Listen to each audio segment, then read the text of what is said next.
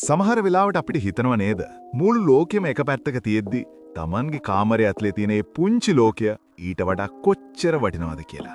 ගොඩක් අය හිතන්නේ කාමරයට වෙලා ඉන්න එක තනිකමක් කියලා. හැබැයි ඇත්තද මේක තනිකමක් නෙමෙයි. ඒක තමයි ඔබට මුණ ගැහෙන හොඳම තැන.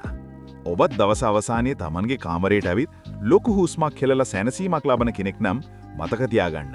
ඔබ ඉන්නේ ලෝකෙයි දියුණුම මිනිස්සු කරන මානසික අභ්‍යාසයක් ඇතුලේ. විදේශීය රටවල දියුණු මනෝවිද්‍යාත්මක සංකල්පයක් තියෙනවා පර්සනල් සැන්ක්චුවරි කියලා. ඒ කියන්නේ Tamandema කියලා පුදබිමක් වැනි නිහන තැනක් තිබීම. ලංකාවේ අපිට අපේ සාලය, කුස්සිය හැමෝටම අයිති වුණාට ඔබේ කාමරය කියන්නේ ඔබේ අනන්‍යතාවය තියෙන තැන. ඔබේ කාමරයේ ඇතුලේ ගත කරන කාලය තුල ඔබ කරන්නේ ලෝකයෙන් වෙන්වෙන එක නෙමෙයි. ඔබ කරන්නේ එළියේ තියෙන ශබ්ද, ප්‍රශ්න සහ පීඩනය මොහොතකට නතර කරලා ඔබේ මනස රීබූට් කරගන්න එකයි.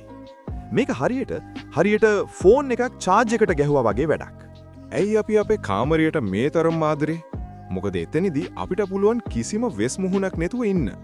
ලෝකේ ඉස්සරහා hina වෙලා වැග කරලා හෙම්බත් වුණාම ඔබේ ඇඳ, ඔබේ මේසේ ඔබට ලබා දෙන්නේ මව් කුසක තියනා වගේ ආරක්ෂිත හැඟීමක්.